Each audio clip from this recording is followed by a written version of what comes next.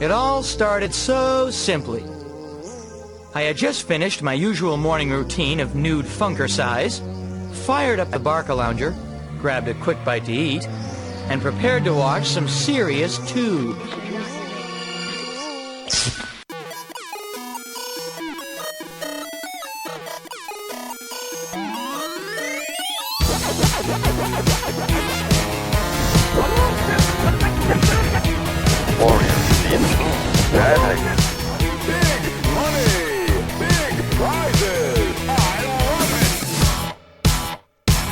And welcome to a slightly delayed episode of Retrovaniacs. As always, I'm your host, Jeremy Parmentier. With me, as always, is Billy Holiday. Hello. And Jeremy Gregory. Hey, guys. I do apologize for the week delay in this episode. Coming out, I had a lot of things going on in my personal life that just did not come together to record. But to avoid this from happening in the future, we're trying to get a couple kind of emergency episodes recorded. So at some point, if at the end of a show I say, hey, our next game is going to be, Super Mario Brothers, and the next week you turn it on and it's not that. That's why. That means that something happened, but we did have a show. I don't like not putting anything up, but I also don't like recording a 5-minute excuse for an episode, so we did not record last week. But that's okay because we're here this week with a game that I'm sure is going to be called a classic because I do that for every game. But until we get there, Jeremy, what have you been playing since last time? Well, the summer Steam sale kind of got me, and I got a few little games here and there, nothing too crazy. But one thing I did pick up was again The Witcher 3, with the sole purpose. The only reason I bought this game was to play Gwent with the stupid people in that game because I missed it so much from last time, and that was my goal with this game, was to get to the point where I can play Gwent with everybody and rebuild my decks that I stopped playing on PlayStation 4, and just wanted to get back into that because I'm sure if anybody was listening to the podcast about a year ago, I guess, I got some problems with Gwent. It wasn't pretty. Now let me ask you this: the standalone Gwent is coming. What are your thoughts on that? I mean, it's cool that it's coming, but my problem with that is I would actually have to play with real people. And I don't want to play card games with real people. I want to play my fake shitty card game with these fake shitty elves in this game. They talk some shit. I can go up to them. I beat them. I win 50 gold. Life's good. Otherwise, I've got to actually find somebody and be like, hey, you want to play Gwent? And they just look at me like I'm stupid and have no clue what the hell I'm talking about. So with this one, with the fake Gwent, I can at least play people that I'm not afraid to play a fake card game with. Those innkeeps don't judge. They don't. I mean, they will talk some shit, but I have the ability to kill them if I want to in this game. If I can just do that. But I cannot do that in real life. That is not something that I can actually do and not go to jail for. So I just really enjoy playing that card game and going around and just finding people to play it with and finding the different cards and all kinds of stuff. It's still really fun, and I'm going to probably keep doing that. I can't say I'm any better. I would play Final Fantasy IX again just to play that stupid-ass card game with everybody in the game. Although I do like the game as well, but I will probably play the standalone Gwent because I'll never play The Witcher 3. I didn't care for The Witcher 2. I just didn't get into it. I think it was a great game that I was just not good enough to play, and I don't have a computer that's strong enough to play The Witcher 3. And unsurprisingly, I still do not have a PS4. I know this is going to come as a shock to both of you, but I still did not get it for my Father's Day / birthday super celebration. Instead, I got a card and a cup. So that's great. But time for a divorce.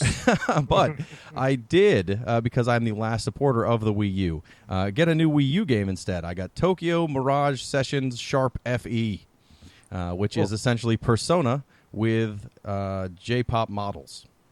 All right. And it's wonderful. It's everything I'd want a game that was explained as Persona with J-pop models to be. There are constant music videos.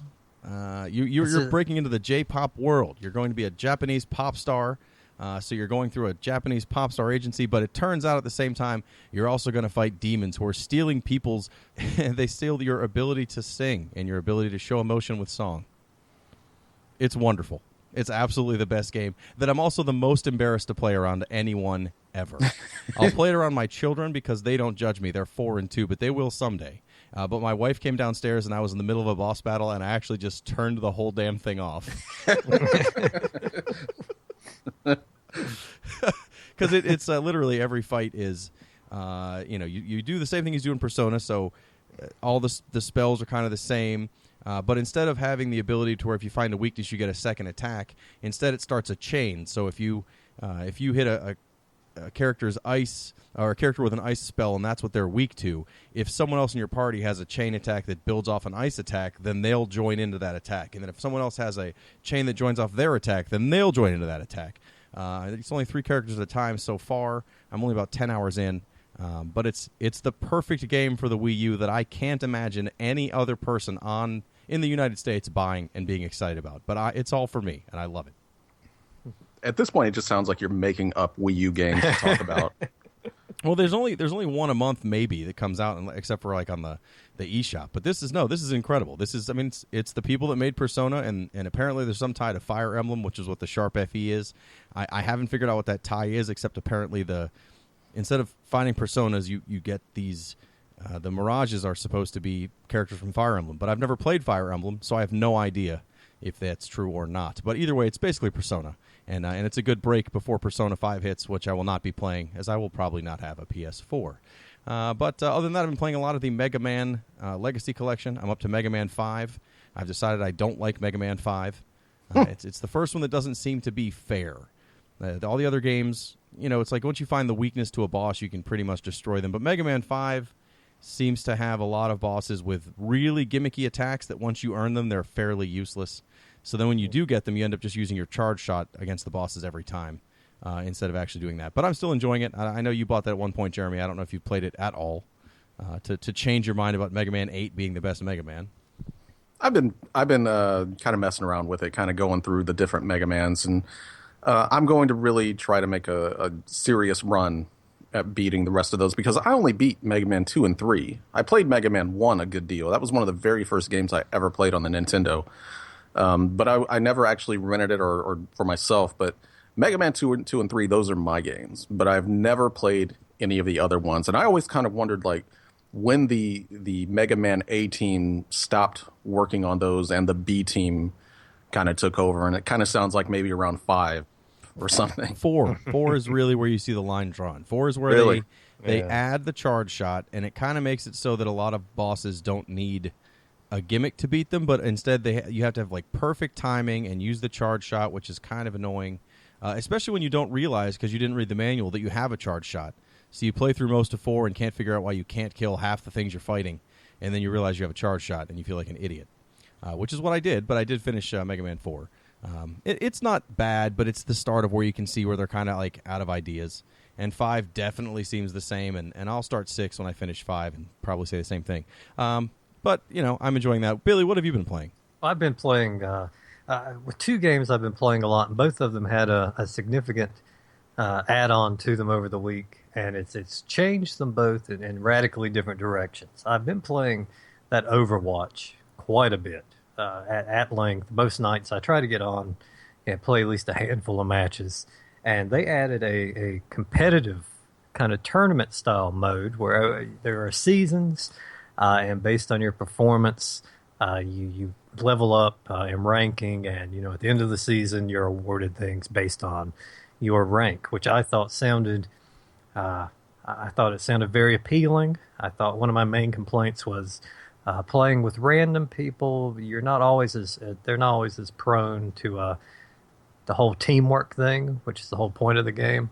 I thought, well, this is going to be the best of the best, serious players playing this thing. A lot of communication. You're going to band together. It's going to be a much more enjoyable experience. It turns out that Blizzard has somehow found a way to take all the fun out of the game, every ounce of it. Like a wet rag, they just wrung it out.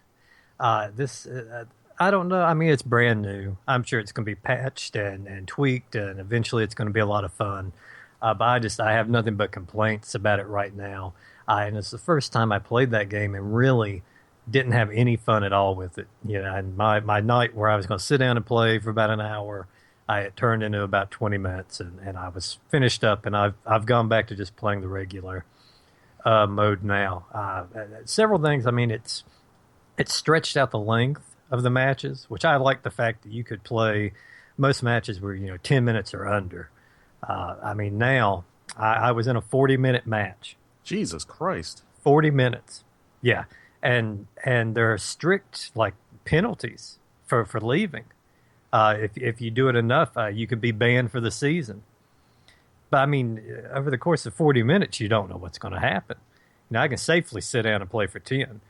But it's just that, and it's kind of become an every man for himself thing. And I think your ranking is determined by wins and losses, mostly, which is a poor way of doing it because, I mean, you could perform, you could have the game of your life on there. But if you're on a kind of lackluster team, you're going to lose, and that's going to look negatively against you. But, I mean, they factor in some of your personal performance. So it seems like a lot of people are trying to keep that kill-death ratio in their favor, and they're getting a few kills early on, and then they kind of vanish into the background, never to be seen again. They're there, but they're just not out there doing anything. I've encountered that a lot, but I'm hoping they'll mess around with it. Maybe after this first season, make it into something that I actually would like to play. But also, Street Fighter V got an update. It got a significant story mode put to it. Originally, and I'll tell you, I didn't know about Jeremy Gregory's recommendation when I picked this thing up, because it was just a bare bones game when I got this thing. And each fighter had a very brief little story you could run through. It never amounted to much. But this story mode is probably the finest one I've seen put into a fighting game. It is something. It's if you grew up playing Street Fighter, or if you grew up enjoying 80s cartoons by any chance, this is a plot that's worthy of any Transformers, G.I. Joe, He-Man, anything like that. It's just ridiculous. I mean, you've got your fan service. Everybody has their moment on there. And it's just all around very enjoyable experience. And it's got me playing online. It's got me playing Street Fighter V quite a bit now, even just online. It helps the Balrogs around now also, which is the only character I've ever had any measure of success with. But I've mainly just been playing those two. I've downloaded a couple things off the PlayStation sale, but nothing else I've gotten into quite yet. We'll say for that Street Fighter V story, I mean, it's awesome and ridiculous and so dumb, but it has actually got me to like a few characters that I didn't actually like in the game. Yeah, like just seeing them in that story mode and how they are and stuff. It's a new. I don't know. It just actually made me care for some of those characters I just didn't care for before. Yeah, I will say if you were not a Karen fan before, you probably will be afterwards. She's featured very prominently, and I came out really liking that character, which I didn't think had much going for it besides the kind of snob character. But this does a lot for that, and for my boy Nash on there, he also has his time to shine. Well, I'm not a Street Fighter guy because I'm very, very bad at it, but I did spend a lot of time since the last time we recorded to play this week's game, which was Gex on the PlayStation.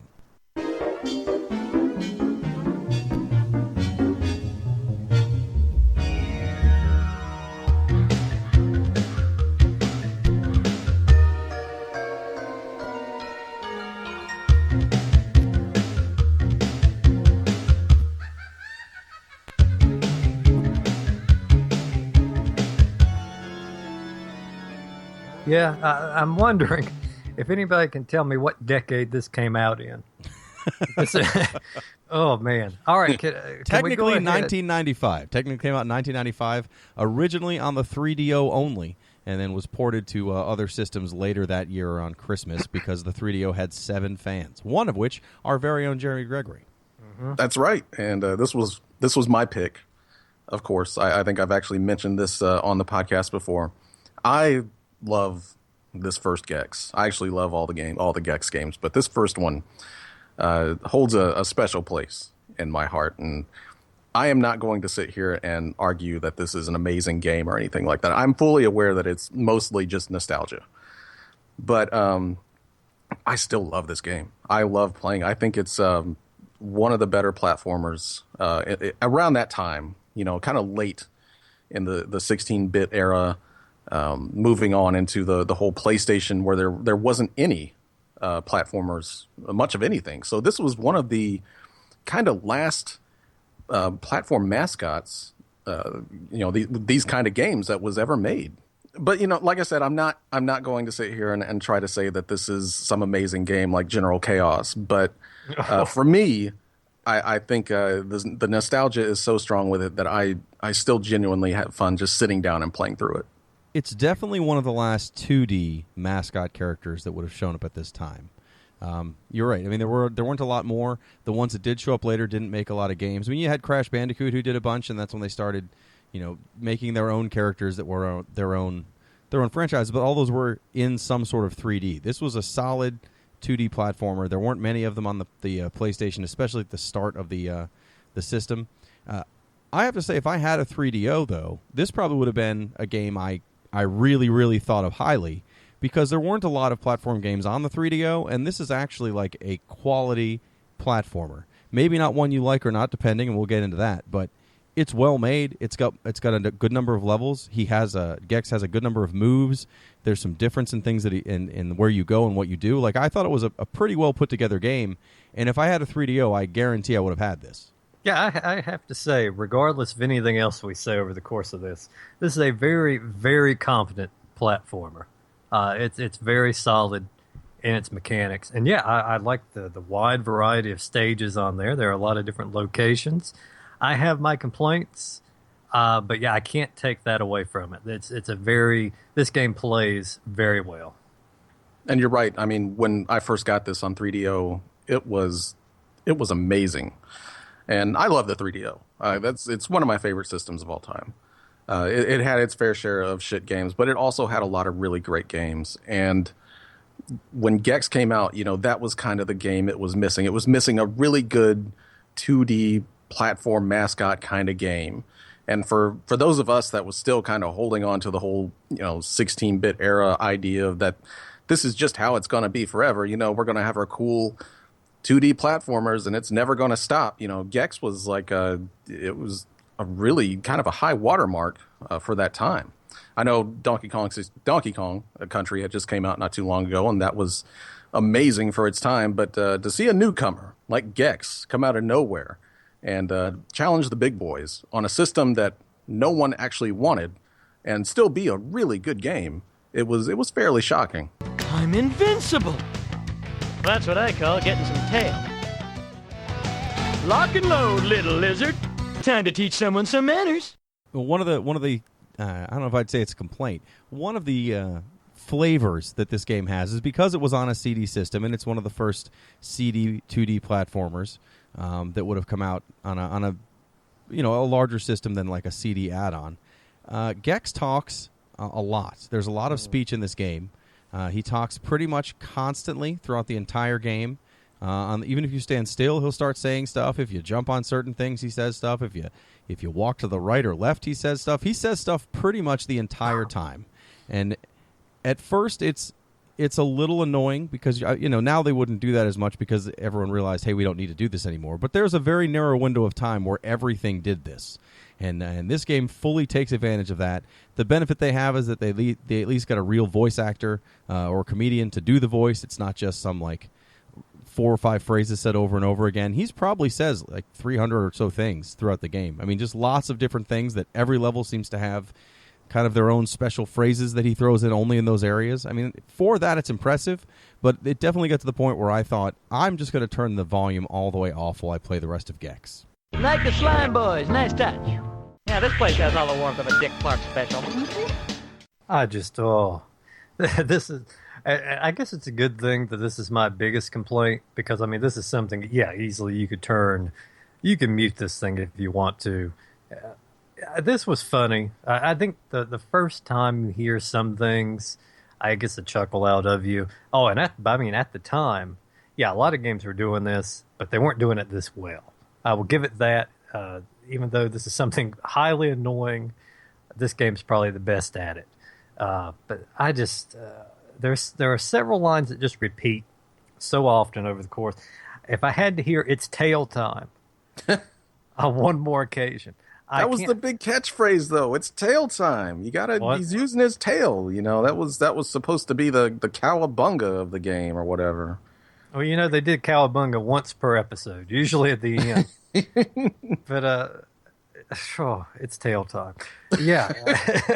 So I would cut this game off, and it's like if you ever watch a movie or a cartoon where someone has hit their head and there's, you know, all the smaller heads circling around them, just spouting out different phrases. There would be a little gex circling around me, just saying it's tail time over and over. I just heard that one so much, and I tried to keep count. I tried after I had noticed this was happening. I mean, because this is just something when you do your basic attack, there's a chance you're gonna get that. And once I had noticed that this was common, I started trying to keep count. But I took a break over a couple of days and came back and just got completely mixed up. But I had neared 20 at that point in time. Well, it's especially frustrating when you get to a level that you're having a problem with, or a boss fight you're having a problem with, and every time you go into the level, he says something. The last boss fight is one where he says one of like 3 things at the beginning, and I definitely heard those things probably 45 times each, and this was driving me crazy. But at the same time, it was done really well. It's Dana Gould, who was a comedian. He definitely did a number of stand-up and TV appearances. He's someone you'd recognize if you saw him, and he does a lot of voices, and the voice sounds clear. But yeah, it's definitely repetitive. And I think it was the first thing I sent Jeremy was, man, I wish Gex talked more. You know, it's kind of weird that they got him to do this. And a lot of the voices in this game, or a lot of the quips that Gex says, are impressions of, like, you know, other people, other movies or stuff like that. And this guy is one of the worst people I have ever heard of doing impressions. I think he could do like the Shaggy voice from Scooby pretty okay. But everything else is just like your annoying friend that thinks he can do impressions. And actually what this reminded me of was Jeremy P's other podcast. They sent me a recording of, I forget the guy's name, doing impressions. And I was supposed to say, you know, who it sounded like, or if it was close to what who it was supposed to be. And I didn't, you know, for the most of it, I was just like, I don't know what this guy is trying to do. He just cannot do impressions. If this is what he thinks he can do, he should probably do something else. I will say that guy had an excellent Seinfeld. Excellent. Yeah, that's Don. He's the master of impressions, according to Don, but according to no one else. So I am glad you helped me out with that. But yes, that's exactly what these impressions are like. Half of the time, you're not sure if it's an impression or just like a bad quote or what it's supposed to be. Some of the jokes are definitely dated, even for 1995. Like you hit a TV and it falls to the ground, and he goes, "Hey, reruns of Rhoda." You're like, wow, that was dated in 95. I wouldn't know what Rhoda was then. There's no way. So there was definitely a lot of problems with that, but still, it was funny. I did enjoy him, and even some of the dumb ones, after you hear them enough times, it's pretty funny because it's just so annoying. So, this is New Jersey. Hey, it's Darth Vader's younger brother, Myron. If I had a life, I'd be glad to get back to it. If you can get past that, if you can ignore the constant quotes, the actual game itself, Gex has some fairly varied abilities. He has the tail time attack, which we already mentioned. You can use your tongue to grab onto power-ups that then will allow you to also sometimes shoot fire or ice or other things with your tongue weapon as well. You can jump on guys like Mario. You can also climb all the walls and sometimes jump into the background and kind of climb up the background of a wall. I found that to be a little harder to tell sometimes when I could or couldn't do that. To actually cling to the background almost. I don't know if that was a problem for everybody else because I was playing it on a Vita as opposed to on a TV. You definitely sometimes, yes. At the beginning of the game, it's very obvious, those walls that you can kind of climb onto, because there's just, you know, it's a solid background on those walls that you can latch onto in the background. But going through the rest of the game, there are times where there are actual walls in the background, but you just cannot grab onto them. So it's kind of a bad design on that part. But for the most part, he's got a lot of moves, and I almost think he's got too many. You know, I thought they might have just been kind of just throwing everything they could out there. I don't think there's a real need for him to shoot fireballs and ice and electricity. You know, it seems like it's just a bit too much for what this game has going for it. Well, the other part is that those power-ups, when you get them, if you're hit once, you lose the power-up.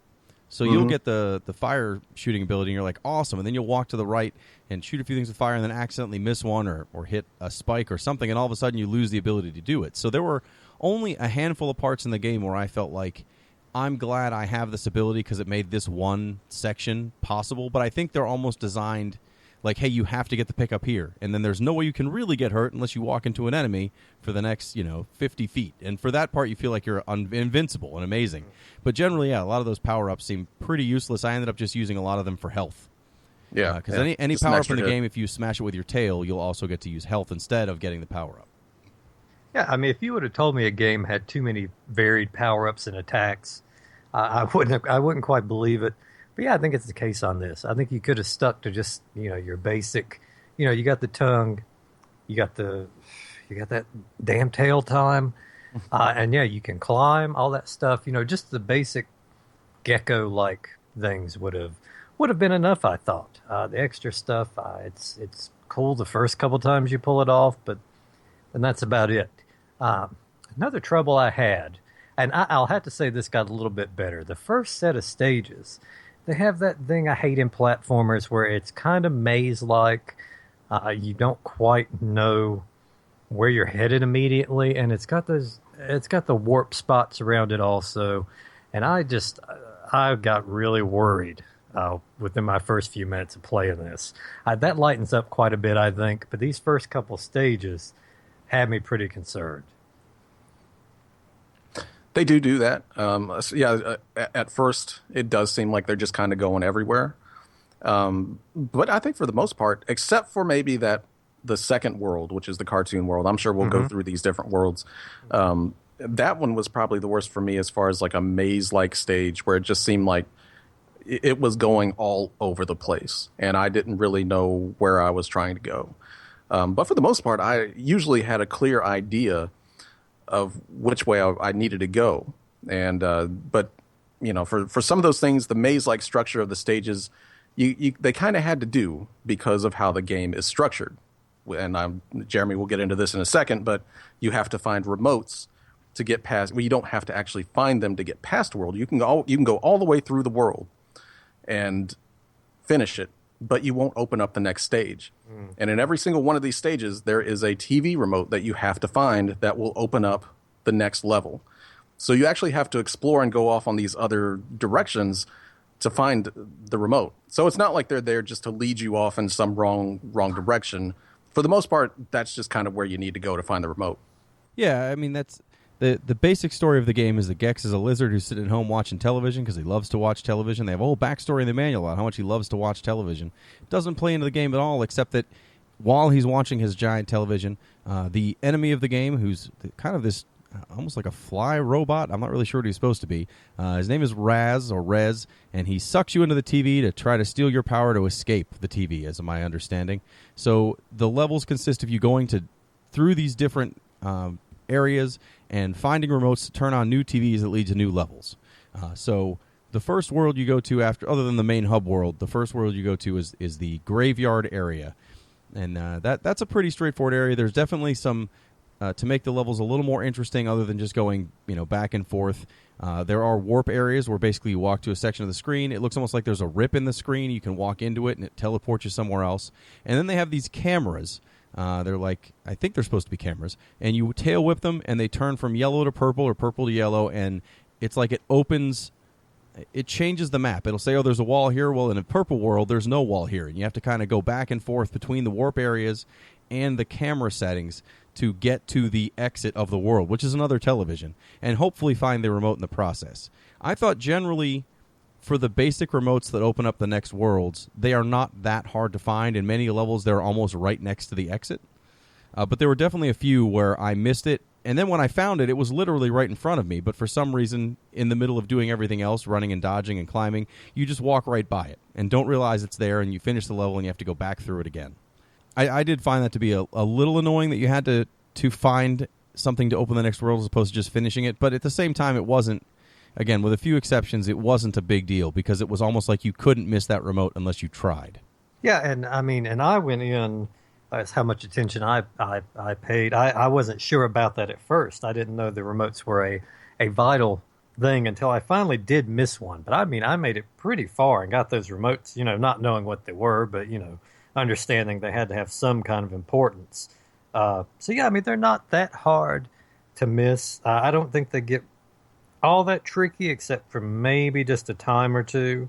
Obviously, I don't think they want you to go, play through this game and then in frustration have to backtrack and all that. So they're a little more lenient than some other games that have a similar mechanic. I think the first world, that graveyard area, is it's pretty straightforward. There's not it's good to teach you the mechanics of the game, but there's nothing that's really crazy. The maps are a fairly good size, but not too large. They don't make you go back and forth a whole lot. It's pretty much start on one side of the map, go through the map, you'll end at the other side with a exit to get out. There is a boss. There are bosses at the end of each of these worlds. Generally, they're not hard, but sometimes it would take me some time to figure out what I was supposed to do at all. Did anyone have any problems with any of the bosses as far as not even know what you're supposed to do? The second one, for me, I especially had problems with that when I was a kid because he will run back and forth at you, and you can jump on top of him and do your tail attack, but nothing really works. What you're actually supposed to use is these giant weights or anvils at the top of the stage that you have to cut with your tail to fall on top of him. And if you don't actually take the time to go up there, you won't even know that they're up there. So I think I just randomly went up there at one point as a kid and was like, oh shit, okay, these are up here. And they only actually appear when you're able to hit him with one. You just can't use them whenever. He's got to be flying back and forth across the room, which is like the second or third phase of his attack. So that was just one of those things where it's just like, it doesn't really show you what you need to do to beat this boss or anything, and it really confused me. Well, and I think all the bosses have, except for one, I think all have several different phases. Sometimes you can't hurt them in certain phases. Other times the fight completely changes in those phases. And in the case of the last boss, it seemed kind of random at what phase would happen at what time, and sometimes that would make it really easy to finish him, and other times it made it nearly impossible. There were some of his attacks I still don't know how you're supposed to dodge effectively. I could not. But generally, yeah, I like the boss fights. I thought they were different enough from each other. It wasn't like each fight was the same fight. In fact, one of the bosses in the whatever the Asian themed world is just the jungle themed world is just this giant snake that bursts out of holes that you just have to avoid the whole way up to the top, and then eventually, you defeat him, but essentially it's just like a scene you watch at the end of making it to the top. That was very frustrating and very hard. That's an asshole boss right there. That is. Yeah. Because every single jump you have to make is like the longest jump that the game could possibly make you make, and you have to do it perfect every time. And if you don't, you're going right back down. And there's parts of that where you can hang on to the background, like we talked about, but then there was a lot of things in your way, so you couldn't really use that to get anywhere. If anything, it would help you kind of guide yourself back to a foothold, but then it was still back to those ridiculous jumps. And it's not even just that they're super long, it's that the landing point for a lot of those jumps is the tiniest block you can land on. And if you miss it at all, or if you overshoot it, or if you even are running when you land, you go right off the side. Extremely frustrating. But at the same time, I thought the jumping in the game was a little bit floaty, but not terribly floaty. I got used to it, but it took a little bit of time, especially in that second world. So after the first world, which was Graveyard Land, you go to, I think it's Cartoon World or Toon World. Yeah. And that's the one that you mentioned where the maps kind of go everywhere. And it does seem to be a lot of nonsense.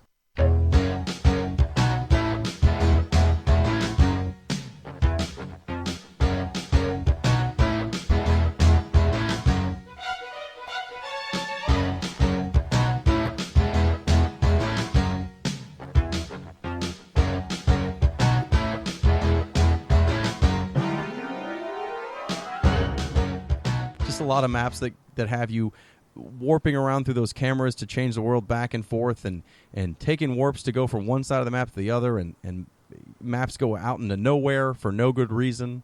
It's definitely a kind of that bizarre cartoon area, but it makes the maps almost unintelligible.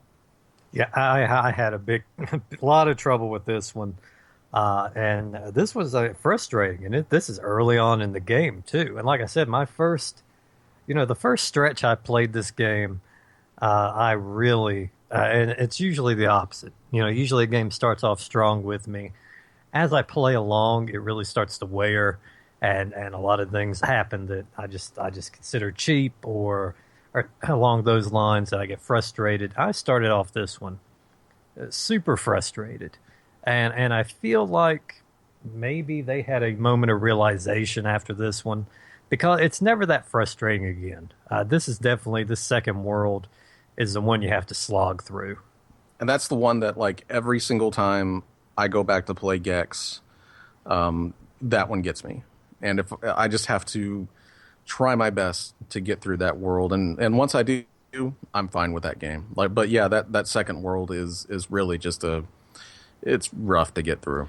The only level I liked in that world, the others I played through, I don't think I hated it as much as you guys didn't like it, but I definitely did not enjoy it. But the one where you ride the rockets the whole time, I actually liked that cool. level. Yeah. I thought that was a neat mechanic, instead of just having a level where the whole thing is on a rocket and you're supposed to shoot things or dodge things. No, instead these rockets just constantly shoot out and you use them as platforms, and it's made it more interesting. I did enjoy that.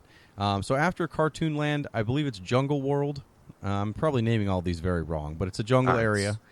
And that's one of that horrible boss with the rocks. But otherwise, I didn't think those levels were that tough. That's one of those ones where that's when I realized that jumping into the background would be a necessity for a lot of the levels. After that is Kung Fu World, which everything is Asian themed. I didn't have any problems there at all. I mean, that was a more straightforward, actually combat was more important in that, I think, than the other ones. But it was still pretty straightforward for maps. I didn't get lost too often. I didn't have any problems getting through it. And then the last regular world is Raz's Fortress, where you go through a couple really difficult and fairly long levels, and then you fight the last boss of the game, which I've already kind of discussed. But it's one of those long fights. There's a lot of dodging things and jumping on things, and then you have a 10-second opening to do something, and you have to do it perfectly, and then you have to sit through another whole series of running and jumping and dodging until you have another chance, and you have to do it 5 times and get lucky and have the right things happen. I don't know if it's just that I'm not that good at that style of boss anymore, one that's not just straight combat, but that it was almost like a dance, and I'm not that good at those kind of things. But I had a lot of problems with the last boss. My trouble with that, and that's kind of the standard 90s side-scrolling game boss. There's the whole choreographed thing he goes through. You get that opening, and I don't know if it's my lack of patience. It was hard for me to do as a child. It's painful now. If I can, I'm much better with a kind of a boss where, you have to be on your toes the whole time. You never know what's going to happen. I can stay engaged with that, but I find that when I know I have to do this, I have to jump here, I have to dodge this, I have to wait about 10 seconds, then I can get my shot in.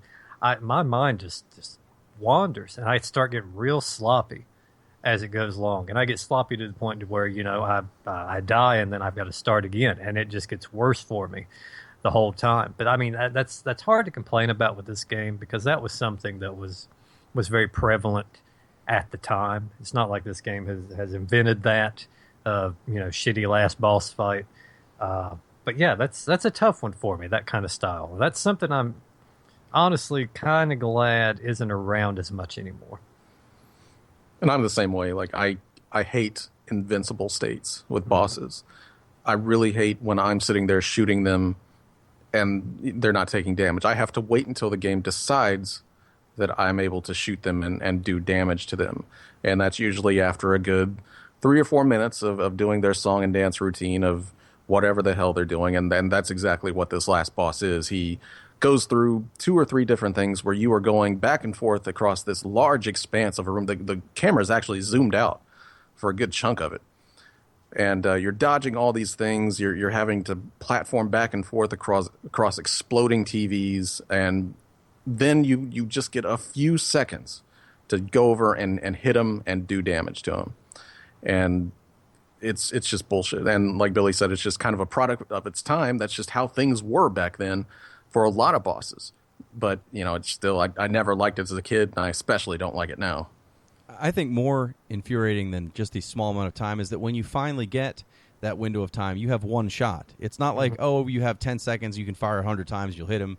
No, you get one shot with this item. And if you, one of the phases when he does it, he kind of flies up diagonally towards you. If you miss him by just a pixel, it misses him, and then you've lost your chance to even try to do damage to him again for another 2 minutes. Yeah. It's a long boss, but yeah, you're right. A lot of games do that. It's not unheard of, but I guess I'm just not used to it anymore. So when I got to it, I was like, man, I got to finish this for this podcast. I barely ever finish these games. I'm at the last boss. I'm gonna do this. I've got to get through it. So that's actually not the real. I guess it's the real end, but there are some hidden levels that I don't know how I ever would have found ever if I didn't know ahead of time or have a game fact or something that said how to get to them. I think this is probably the craziest way to have a set of bonus levels that I've seen anywhere. It's not like you go through all the levels and you find 100 stars or you beat all the levels and get all those remotes and that opens it up, or you find hidden remotes. No, there's like these weird hidden bonus games in each of the worlds. I think there's only 5 of them or 4 of them, and they're definitely weird bonus games. They're like, one of them is you jump up and you have to hit these skulls that fly around with your tail to hit guys and kill them in this little short time. And it just seemed to me at the time when I found them, because they're also hidden, you have to find where these things are hidden and then get through them all perfect. But I thought it was just bonus points, so I didn't even worry about it until I looked up later to see, how do I get to these bonus worlds? And no, you have to go through all the bonus games and get perfects in them. And then it'll unlock the extra, I guess it's an extra whole set of worlds. Jeremy was telling me it was some of the best worlds in the game. And I looked them up online. They do look interesting, but I don't know how I ever would have found that ever. I found them as a kid on my own somehow. And I don't remember. I remember how I knew that there was an extra world in the game because the 3DO version had a sound test. And one of a couple of the music files that you could listen to was from something called Planet X. And I had never seen that or heard that in the game, so I knew there had to be something in there. And I think just by luck, I finished one of those bonus stages completely perfect, and then you get a piece of the Planet X remote. And once you do, you open up an entire... It's as big as every other world in the game. It's not just a couple of stages here and there. It's a full world that you can actually open up and explore. And the stages in Planet X are absolutely insane. Like, they are... It's really hard to describe. It's just like the developers are just kind of fucking with you. One of the stages is actually just this huge maze. And I think it's actually just called the maze whenever you enter it.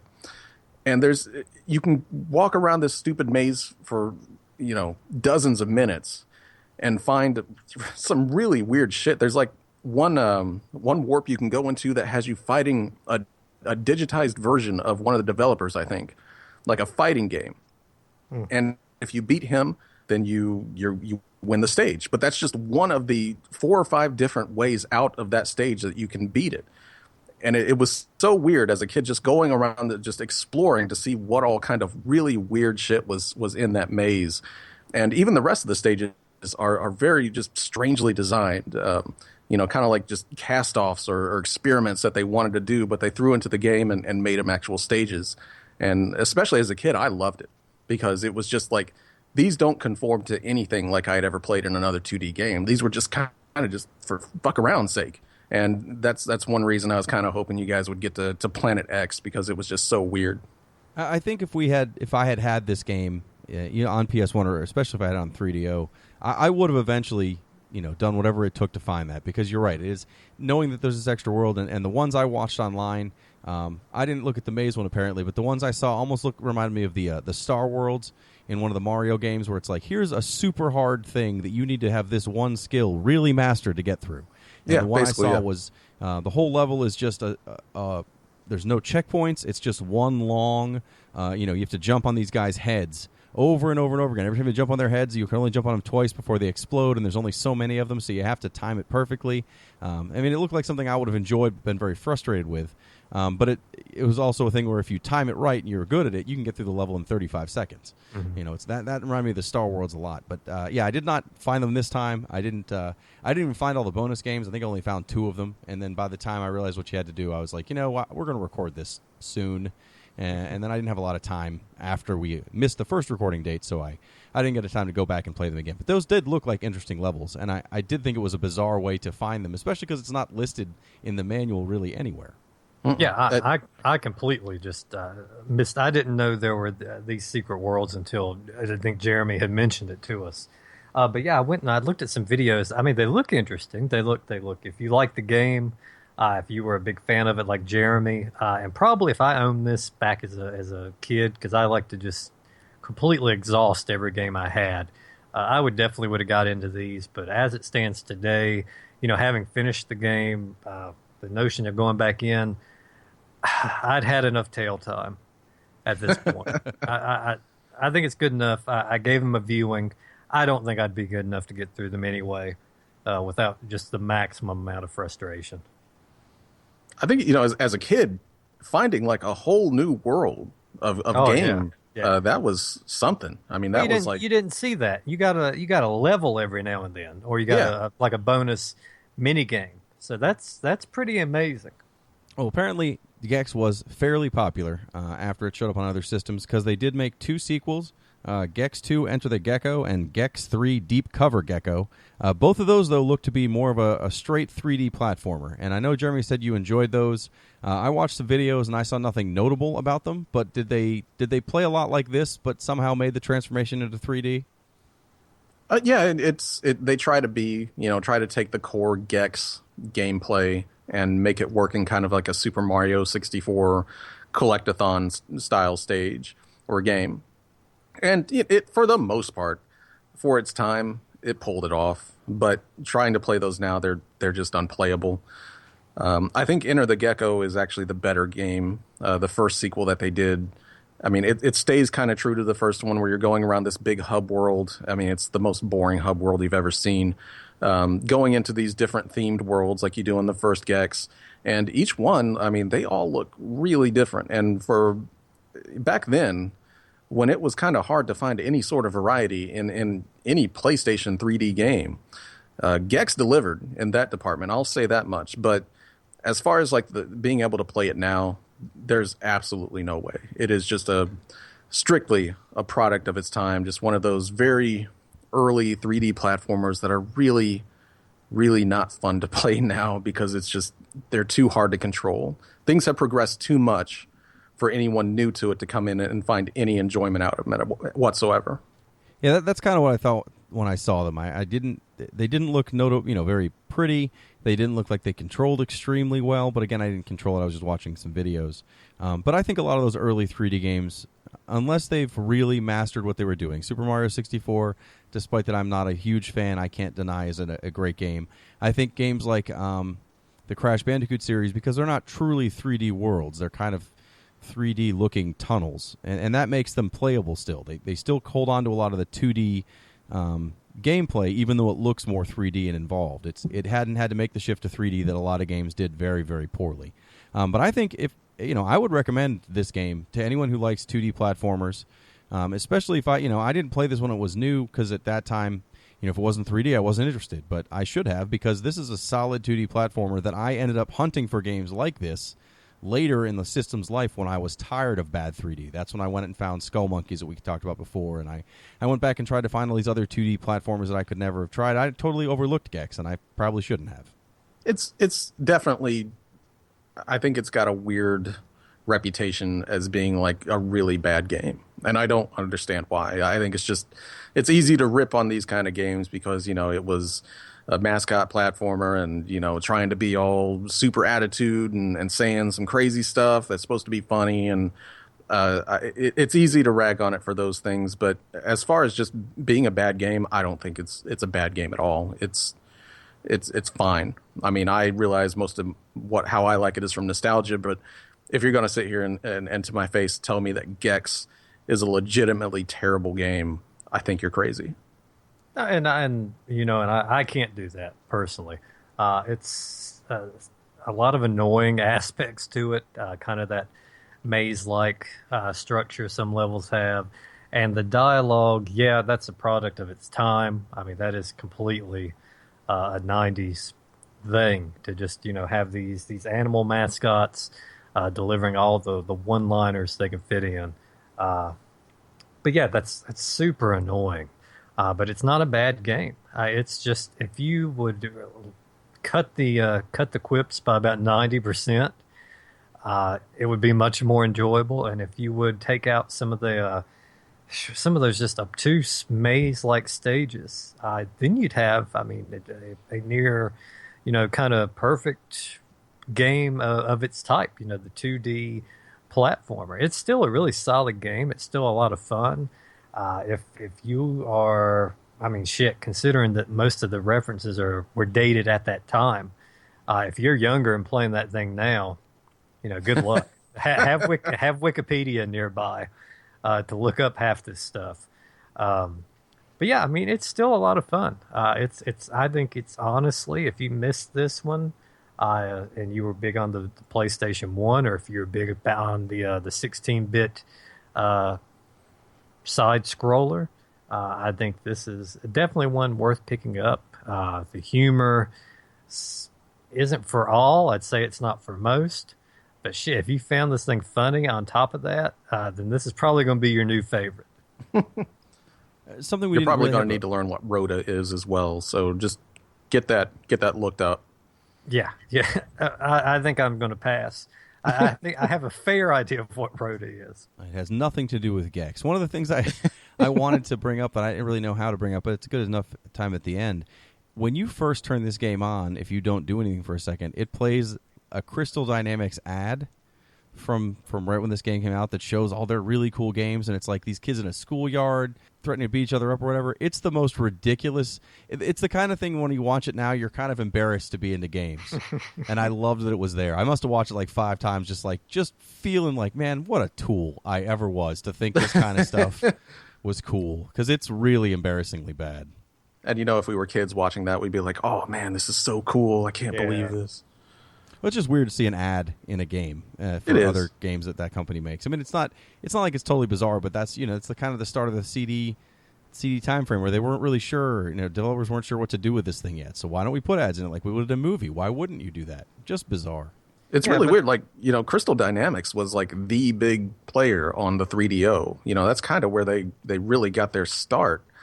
And a lot of the biggest 3DO games, a lot of them weren't great, but they really had a big impact on the 3DO, and this is really where Crystal Dynamics got their start. And for anyone wanting to know who these guys are now, they make the Tomb Raider games, they made the Legacy of Kain games, the Soul Reaver.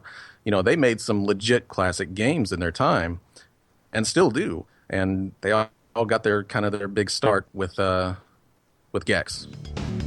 This looks like an all-nighter at Richard Simmons' house. All this because of Rosebud? So that's our thoughts on Gex, a early PlayStation game, earlier 3DO game. Generally enjoyable. This week we actually have some more listener questions. We're thankful for listener mail-in questions. So what's the question for this week, Jeremy? All right, this week we got a question from Emilio. I don't think it's Emilio Estevez. He did not put his last name, but I would not if I was Emilio Estevez. But Emilio writes in to ask, hey guys, love listening to the show, but in a previous episode you mentioned your favorite classic game endings, and Mario 2 was brought up as one of the best. My jaw instantly dropped because I refuse to believe that not one of you had any beef with what has to be one of video gaming's biggest cop-out endings ever. Yes, I realize it's an NES game, but come on. It was the laziest thing Nintendo could have done, and it all but ruined the game for me, since suddenly none of it even mattered. How can anyone say this ending was even close to being good? Okay, well, that was mine, I think. But I think we all agreed with it. And I'll say I stand by it. First off, for Nintendo, there weren't a lot of endings, which we did bring up at the time. But it's not that the level ends and he's all of a sudden in some weird area and in some trouble, and then he wakes up and it's all a dream and it's okay. I mean, we talked about young Merlin last week, and that ending is essentially that. He finishes, he saves the world, saves the girls, and then all of a sudden, like, he gets hit in the head with a rock and then wakes up and it was all a dream. Like, that's a cop-out ending. That's terrible. This one, they had a celebration for Mario and Luigi and the princess and Toad and everybody, and everyone's very excited. They carry Wart out, and everyone's very happy to see that Wart is gone. And in the middle of the celebration, it zooms out, and it's all a dream that he's having at the time. I don't know. It's not the same thing as a cop-out ending. You got to see the good ending, but then instead of just saying, like, great, now Mario lives in this bizarre world where people throw carrots at each other, instead it's just a dream. I'm okay with that. I don't think it was a bad ending at all. Yeah, and in this game, I think, honestly, if you played the first Mario and then you got into this one, this was one of the only logical ways to end this game. This is such a departure from the series. And I hate when games, movies, and TV shows, when they do this and you think all this serious shit's gone down and you find out it's all a dream. But this is just so outlandish from the very beginning and so dreamlike from the beginning with the gigantic fall at the beginning, just falling from the sky into this world. I think it's one of those, when you find out it's a dream, you can look back at the start and say, oh, that makes sense. And I think they've further helped that out by not really incorporating a lot of those enemies into the proper Mario Brothers titles afterwards. I mean, they've ended up in the spin-offs and things like that, but they've done well. I mean, Wart has not come back in any major capacity that I'm aware of. I think that in this case, for a game that was such a departure from the norm, that it was a completely logical ending and probably one of the best ways to go with it. I think for me, I don't even have to really justify it that much. I was just excited that an NES game had an ending that wasn't a badly translated, congratulations or something. Just it was so nice to actually just have something that closed the story to what you were playing. And I can understand why people may be playing this now or in the last decade or so, or even before that, would think that it's kind of, it's a dumb ending. Yeah. And if you're doing it like that or taking it from that perspective, then yes, it is. It's a big cop-out ending. But for us back then, shit, I mean, that was a hell of an ending to find. Just that graphic of Mario at the end. That was probably the greatest, that was probably the best looking thing graphics-wise I had seen at that point in time. And the music on it was amazing. I still know that music. I would listen to the end music, just sit there at that screen watching Mario sleep and just let that music play, which was probably a sign at that time that would have shown me that the rest of my life is going to be filled with disappointment. But I did enjoy that, the music at the end. And yeah, it is. If I would have just said, yeah, Mario wakes up at the end and it was a dream, that's kind of a cop-out of ending, but it just somehow works there. I think we've all kind of hit on why it works, and that's why we stand it, and we stand by it. Excellent question, though. If you have more questions, please send them to us via Twitter or Facebook or on the Retrovania.net website. Until then, next episode, which should show up in 2 weeks, we should have this one on time. We're going to go back to the Nintendo Entertainment System for Goonies 2, one of my favorite games of all time. Well, this game I played a lot back then, and I can't recall if I enjoyed it or not. I remember the soundtrack was excellent. I'm going to hopefully, I hope it holds up. We'll see. But with Goonies 2, the sort of sequel to the film, we're going to have to discuss something pretty heavy next time. I've got another dark secret I'm going to have to bring up. Uh-oh. I hope you guys can handle it.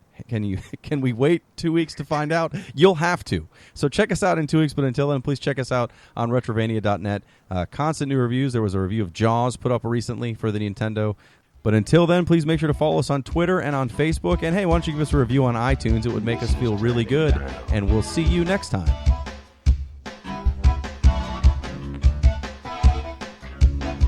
Bad green, but he ain't me.